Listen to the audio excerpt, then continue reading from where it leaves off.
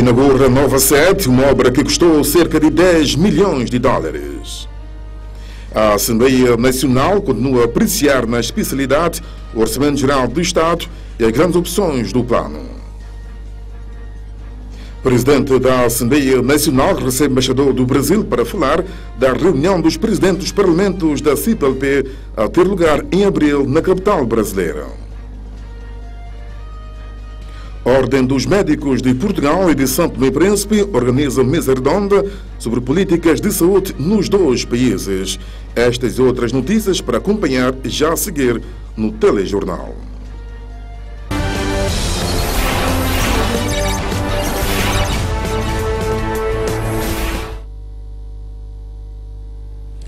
Boa noite. Foi inaugurado esta quinta-feira o novo edifício sede da Empresa Nacional de Combustíveis e Óleos, ENCO. O novo edifício custou cerca de 10 milhões de dólares. Segundo o presidente do Conselho de Administração da ENCO, esta obra demonstra a vontade dos acionistas em olhar para o país com confiança. A inauguração foi presidida pelo Ministro da Economia e Cooperação Internacional, Agostinho Fernandes. É um edifício que ganha um lugar de destaque no panorama arquitetónico nacional. A nova sede da ENCO, inaugurada esta quinta-feira, preserva a fachada principal do antigo edifício por se tratar de um imóvel de composição erudita popular dos anos 20 do século XX. A sua tipologia comporta 3 pisos para escritórios, áreas técnicas e parque de estacionamento. Segundo o presidente do Conselho de Administração da ENCO, o novo edifício, com capacidade de albergar mais de 100 funcionários, demonstra a vontade dos acionistas em olhar para o país com confiança. A ENCO assume continuar firme na sua visão de ser uma empresa moderna, rentável e a maior da República Democrática de São Tomé e Príncipe, em volumes de negócio, e sempre fiel aos seus valores de ética, trabalho em equipa e orientação ao cliente. Excelências, minhas senhoras, meus senhores, esperemos que os constrangimentos ligados à atual situação econômica, particularmente na indústria petrolífera, não venham a construir obstáculos ao bom funcionamento das atividades da ENCO. O Ministro da Economia e da Cooperação Internacional, que inaugurou o imóvel, ressaltou a importância da ENCO no panorama econômico nacional. Importância, diríamos, vital para a nossa economia. Em segundo lugar, porque este ato representa para nós, como foi aqui dito, uma ação demonstrativa da confiança que esta empresa tem na economia do nosso país, no nosso país e no potencial do nosso país. Isto é, sem dúvida, para nós um motivo de grande satisfação. O novo edifício, que pela sua linha de construção desafia a modernidade, vem dar maior conforto e proporcionar melhores condições para que os funcionários da Empresa Nacional de Combustíveis e Óleos possam desempenhar as suas funções. Esta atitude da ENCO, que representa sem dúvida um esforço financeiro bastante importante, foi-nos dito que este edifício custou cerca de 10 milhões de dólares, quantia, digamos, bastante importante, mas nós acreditamos que esse esforço de investimento da ENCO tem a ver com a necessidade de criar condições adequadas para o funcionamento das suas atividades, mas também inscreve-se nessa perspectiva das grandes empresas sediadas no nosso país de participarem nesse processo de modernização do nosso país. Os ministros das Finanças e da Administração Pública, Américo Ramos, e das Infraestruturas, Recursos Naturais e Ambiente, Carlos Villanova, testemunharam na presença de outras individualidades nacionais e estrangeiras o ato inaugural do novo edifício sede da ENCO. Continua a análise na especialidade do Orçamento Geral do Estado e das grandes opções do plano. Esta quinta-feira foi a vez dos Ministérios da Saúde, da Educação, Cultura e Ciência, da Juventude, Desporto e do Emprego e Assuntos Sociais. Num clima de paz e concórdia, os ministros do 16º Governo puderam apresentar os diferentes pontos do seu orçamento aos deputados da comissão que analisaram a sua especialidade. No setor da saúde, Os deputados puseram seus problemas, como a falta de um setor para fazer a hemodiálise, atendendo que muitos santomenses estão impossibilitados de regressar ao país, porque infelizmente não existe um organismo que se ocupa desta enfermidade. Para além disso, foi também manifestada a Ministra da Saúde do estado em que se encontram os hospitais do Príncipe, de Água e Zé, a psiquiatria do Hospital Lares Menezes, cuja população juvenil tem aumentado, a situação da evacuação dos doentes provenientes do Príncipe, a falta de ambulâncias em alguns distritos que têm afetado o transporte de doentes, em caso de urgência para o Hospital Central, como exemplo o Hospital de Caué.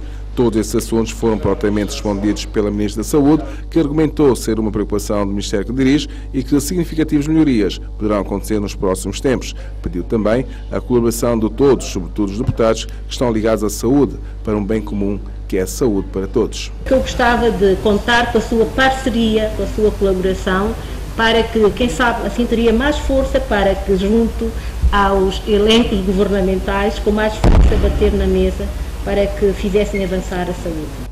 Para o Ministro da Educação, que foi o segundo membro do Governo a ser analisado o orçamento, os deputados manifestaram a sua preocupação relacionada com as poucas salas de aulas existentes no país, o transporte escolar, bem como a construção de mais liceus nos outros distritos, para que os pais e encarregados de educação tenham menos custos. O Ministro da Educação considerou que são assuntos que o seu Ministério já tem em conta e que vai resolver, e está sobretudo preocupado com a qualidade dos professores. Eu preciso de um professor para a língua portuguesa, formado em língua portuguesa. O professor que dá matemática, 10º ano, 11º, tem que ser formado em matemática. Agora, se eu vou pegar qualquer pessoa para ocupar seu espaço, tanto posso ocupar o espaço, mas eu teria consequências. Depois desse segundo ano, nós esqueçamos, terminei o exame nacional. O exame nacional é para toda a gente. Não vai ter em função aluno A ou B ou C. Depois teremos uma taxa de reprovação, vamos dizer o quê? Como aconteceu ano passado. Vamos dizer o quê? Matemática, quase 2% aprovaram ano passado. Não temos professores formados nessas áreas. Quando nós vemos professores que só num período, ano passado, deram 30 faltas, 33 faltas, um professor. Portanto, ele viaja, ele é extraordinário, trabalha num setor, ele viaja e vem. A escola fica à espera dele. Não podemos. Então, nós este ano fizemos esse levantamento e vimos, analisamos vários fatores e vários elementos. E o senhor deputado disse claramente, esteve naquela palestra que nós fizemos dia 1 de setembro, e viu como nós apresentamos o cenário. É um cenário que assusta. E vamos continuar. E nós até apresentamos alguns exemplos de sumário. O senhor vai ver o sumário que alguns professores colocam. Mesmo as cartas que alguns professores escrevem a fazer pedido de férias, só fica dizendo que é um professor. Então temos que ter. Depois, outra coisa, às vezes nós temos, aluno termina 12º ano, no nosso tempo, o senhor deu um exemplo, né? O aluno de 4ª classe já sabia fazer uma redação. Peça um aluno hoje, 12º ano, fazer uma redação. Quantos vão fazer essa redação? Ele agora sai e no emprego vai começar a lecionar a 1ª classe. Como é que ele vai? Ele não se expressa bem, vai começar a lecionar a 1ª classe. Nós vamos formar quem? Então, temos que pensar toda essa coisa, né, num todo. Não vemos elementos separados, porque nós vemos elementos separados, sim, podemos dizer, faz isso, faz aquilo, etc. Mas temos que ver todo um caminho, e às vezes coisas que, por exemplo, só um exemplo, agora com essa estratégia nós fizemos, os supervisores estão querendo andar. Tem recebido relatórios que espantam. Um supervisor que entra na escola e vê o professor ensinar as crianças como se acha o perímetro de uma figura geométrica. Ele não sabe. Ele está ensinando outra coisa, não é perímetro. Não é perímetro. E esse aluno vai aprender, vai continuar com isso, vai para a 5ª, 6ª e 10ª. E assim. Portanto, nós temos todos juntos, é por isso que nós tivemos esse encontro, nós tivemos mutuamente com todos os ministros da Educação, justamente para mostrarmos que temos que estar todos juntos para resolver o problema hoje. Se nós adiarmos, mesmo a criação desse programa, a Acelerar a Educação, também, se nós vamos adiar esses problemas para amanhã, será pior. O programa do Ministério das Juventude e dos Desportos também foi analisado pelos deputados, sobretudo as parcerias que existem para a concessão de microcréditos aos jovens. O Ministro do Emprego e Assuntos Sociais, para além de ter falado sobre os problemas que existem com a Segurança Social, em que muitos trabalhadores não fazem os seus descontos, apresentou um novo programa que irá beneficiar todos os trabalhadores, inclusive os que trabalham por conta própria, e agradeceu a colaboração dos deputados. Estou muito satisfeito pela colaboração e contribuição que deram ao Ministério do Emprego e dos Assuntos Sociais. Em relação ao ano passado, este ano já pude notar alguma evolução e alguma melhoria na colocação das questões e na transmissão de algumas ideias. Isso é muito bom para o nosso Parlamento. E pronto, desejar a todos uma boa tarde e que trabalhemos muito, porque só com o trabalho nós podemos desenvolver esse país. Os trabalhos terão sua continuidade amanhã.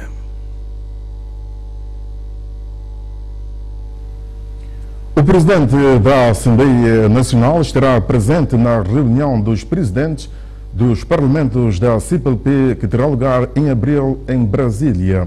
A notícia foi avançada esta quinta-feira pelo embaixador do Brasil, José Carlos Leitão, à saída do encontro com José Diogo.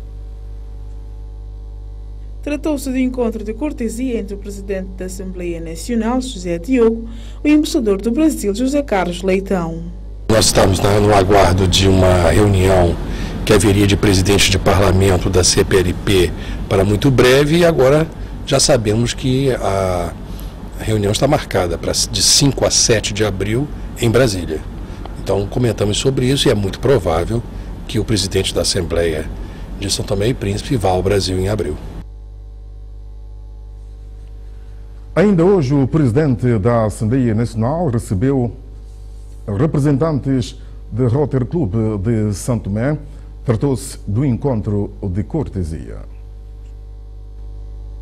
Este encontro entre o presidente da Assembleia Nacional, José Diogo, e os representantes do Rotary Club São Tomé serviu para estes últimos apresentarem cumprimentos ao presidente da Casa Parlamentar e falar sobre alguns projetos sociais que serão desenvolvidos este ano pela Rotary Club São Tomé.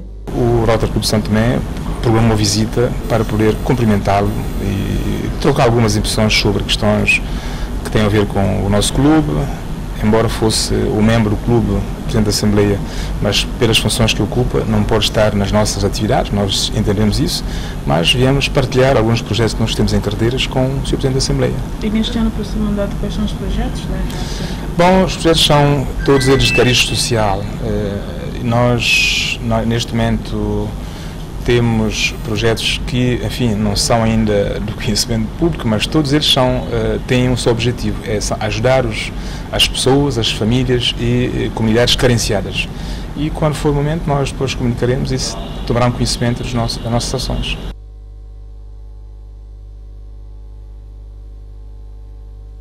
O Reino Unido quer ajudar a Ilha do Príncipe a manter o modelo de desenvolvimento sustentável que tem sido uma das grandes apostas do Executivo Regional. A intenção foi manifestada pelo embaixador daquele país para São Tomé e Príncipe e Angola, à saída do encontro esta quinta-feira com o presidente do Governo Regional. É a primeira visita do embaixador do Reino Unido para São Tomé e Príncipe e Angola, a região autónoma do Príncipe. Na cidade de Santo Antônio, John Dennis foi esta manhã recebido em audiência pelo presidente do Governo Regional, Tosé Cassandra. Falamos nos seus planos para o futuro da ilha, da economia da ilha, a sua determinação a manter o modelo de desenvolvimento sustentável e as oportunidades que esta visão está a criar para a cooperação com outros países como o Reino Unido. Agricultura de alta qualidade, turismo, o futuro do setor da energia aqui na ilha, etc. visita de 24 horas do embaixador do Reino Unido para São Tomé e Príncipe e Angola, John Dens, à região autónoma do Príncipe. A delegação da União Africana, que está no país em visita de trabalho, encontrou-se esta quarta-feira com o Primeiro-Ministro e com o Ministro dos Negócios Estrangeiros e Comunidades. Os encontros em separados visaram a troca de opiniões e informações sobre a agenda da União Africana 2020 a 2063. Falar da inserção da Agenda 2063 na agenda nacional levou os representantes da União Africana a encontrarem-se com o Primeiro-Ministro Patrício Toroado. Um encontro considerado de muito proveitoso pelos visitantes. Claro que nós tivemos uma reunião muito frutífera com ele e ele nos apresentou o modelo de desenvolvimento de São Tomé e Príncipe neste momento está a seguir. A delegação da Comissão da União Africana foi antes recebida pelo Ministro dos Negócios Estrangeiros e Comunidades de São Tomé e Príncipe, Salvador dos Ramos, com quem abordou questões sobre os objetivos principais da presença da mesma no país. O objetivo da visita é de constatar em loco, com as autoridades nacionais, quais são os problemas que estão a enfrentar na implementação da Agenda 2063. Uma agenda que sintetiza a estratégia global com vista a otimizar o uso dos recursos dos países africanos em benefício dos africanos. Ela pretende ainda dar resposta, entre outros problemas, às questões de segurança a nível do continente. Alguns desses projetos aqui são, por exemplo, primeiro, acabar com os conflitos no nosso continente, que são um dos grandes problemas que nós temos, estão a bloquear o desenvolvimento. Também tem um projeto quanto à segurança aérea e o controle do nosso espaço aéreo africano. Também tem um projeto acerca de transformação dos produtos, quer dizer, produtos brutos que o continente africano, em vez de transformar aqui, exporta para o exterior e com isso também exporta o emprego para os outros países. A agenda, que teve início em 2013 e tem término previsto para 2063, é um quadro estratégico comum para o crescimento inclusivo e o desenvolvimento sustentável da África e comporta 7 grandes aspirações dos povos africanos, começando por uma África próspera, baseada no crescimento inclusivo e desenvolvimento sustentável, passando por uma África pacífica e segura, terminando numa África como ator, unida, resistente, forte e influente e parceira a nível mundial. O Ministro da Justiça e Direitos Humanos, Roberto Raposo, reuniu na tarde desta quarta-feira com a nova Presidente do Tribunal da Primeira Instância.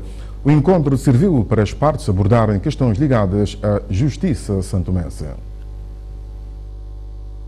O Ministro da Justiça e dos Direitos Humanos, Roberto Raposo, esteve reunido na tarde desta quarta-feira com a nova Presidente do Tribunal da Primeira Instância para falar sobre o desempenho da justiça santomense. Apresentou um conjunto de ações que será implementada no seu mandato.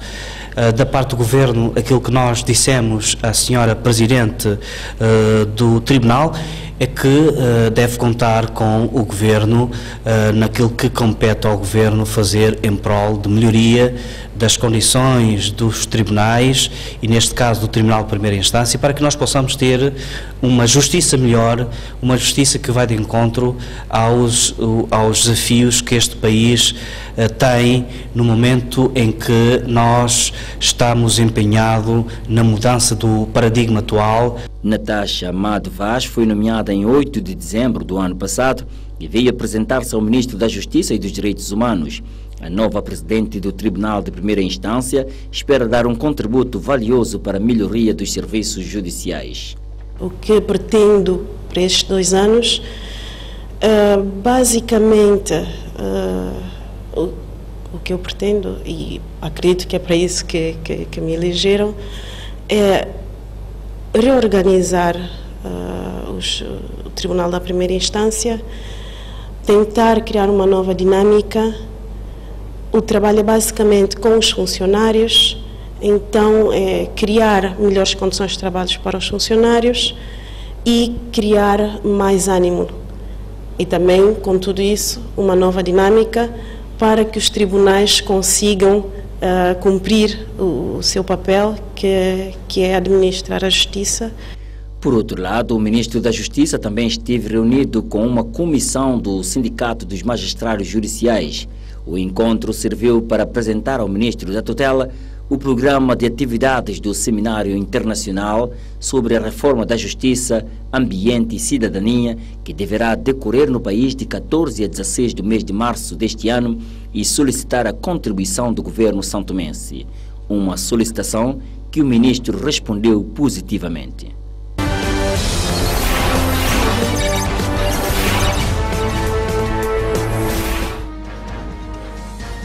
Veja já a seguir os preparativos para o Carnaval de 2016 no distrito de Água Grande.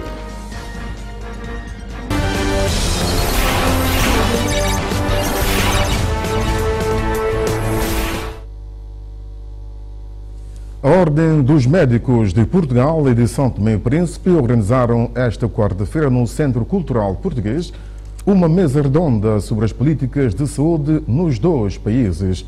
Ao par do evento, as duas entidades manifestaram o interesse em reforçar a cooperação e experiências nas várias especialidades de saúde, particularmente em cardiologia. A mesa redonda entre os médicos especialistas portugueses e santomenses faz parte das ações que a Ordem dos Médicos de Portugal agendou desenvolver no âmbito da sua permanência no país, que já permitiu muitas outras coisas boas e positivas. Criámos inicialmente uma unidade de cardiologia em São Tomé, em 2012, e a partir de 2015 tivemos duas coisas importantes no país. Primeiro foi a criação da Ordem dos Médicos local, e as boas notícias começaram por haver uma especialista de cardiologia neste momento no país. Importa sublinhar que essa médica nacional fez o exame na especialidade de cardiologia esta segunda-feira aqui no país, por estarem reunidas todas as condições para tal. Por exemplo, a criação da Ordem dos Médicos de São Tomé e Príncipe e a presença no país dos referidos especialistas portugueses.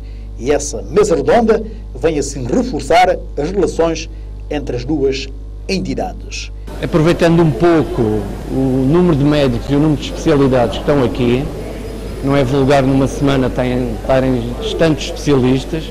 Isto é, neste momento há uma missão de gastro à nossa missão, e aproveitamos esta quantidade grande de médicos para poder fazer um encontro entre os médicos são-tomenses e os médicos portugueses. Encontro sobre política da saúde, fundamentalmente isso. Isto enquadra-se, ao fim e ao cabo, na política de formação, não? Todos os atos de contacto com pessoas mais diferenciadas sempre representam uma forma de aprendizagem. E é nesse sentido que se promoveu esta mesa redonda, no espírito entre os diferentes parceiros e, claro, com a colaboração central do Ministério da Saúde e das autoridades de São Tomé e Príncipe, para que se possa trocar conhecimentos, trocar experiências, conhecer um pouco melhor o serviço e o Sistema Nacional de Saúde, e também ouvir a experiência portuguesa, sobretudo no momento em que nós já temos a Ordem dos Médicos constituída. E aproveitando ainda a permanência dos vários médicos especialistas portugueses e do bastonário da Ordem dos Médicos de Portugal, várias outras ações, encontros e consultas pontuais estão também previstas no quadro do projeto Saúde para Todos. Já está no programa que nós apresentamos uma aposta mais forte, mais sustentada na política de formação, e aqui de especialização de médicos, de enfermeiros e de outros técnicos. Ordem dos Médicos santomenses e portugueses numa mesa redonda para impulsionar a cooperação entre as duas instituições. Mais de 30 famílias receberam esta quinta-feira da Câmara Distrital de Água Grande alguns materiais de construção.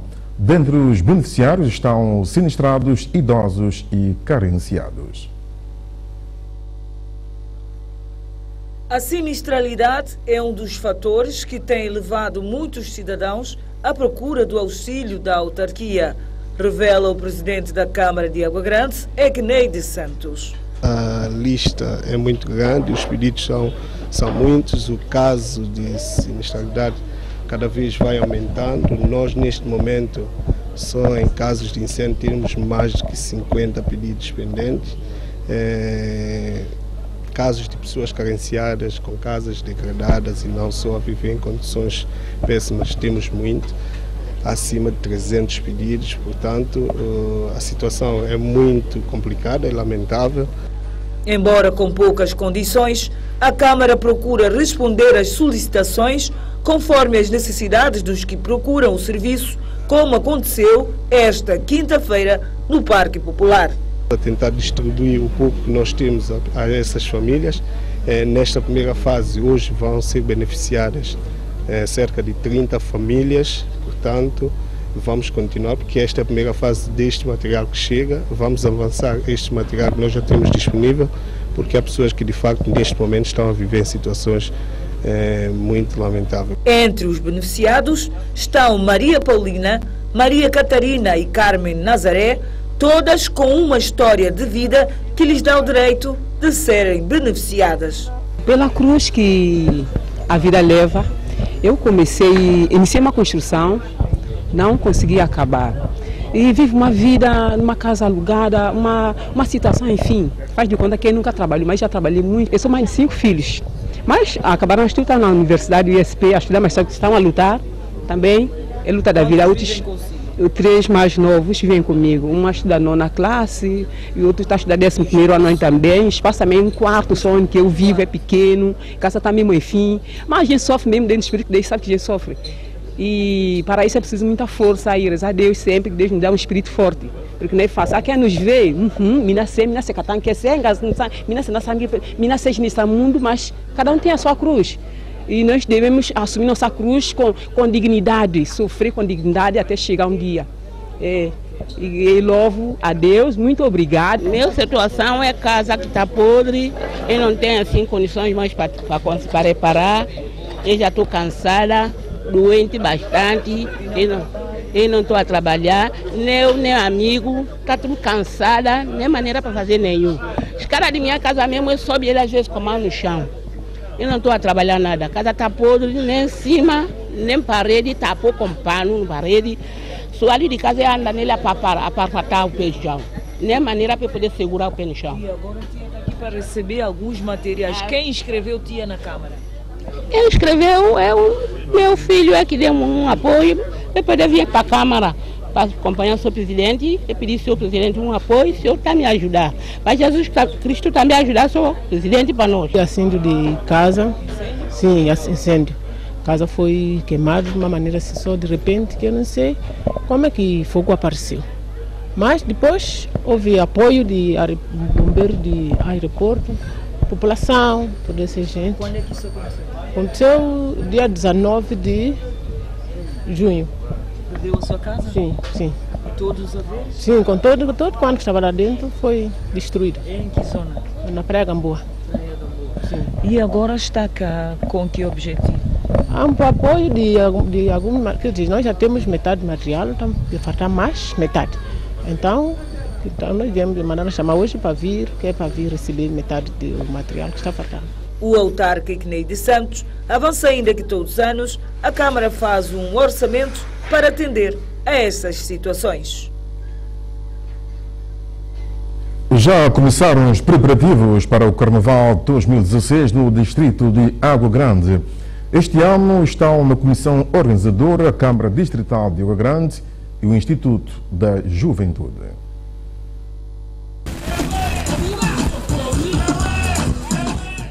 O treino começou desde a passada sexta-feira e deverá terminar até o dia do grande desfile. Os alunos são jovens de diferentes partes do distrito de Água Grande e vieram acertar os passos para o desfile carnavalesco. O evento está a ser organizado pela Câmara Distrital de Água Grande, Instituto da Juventude e alguns grupos de dança.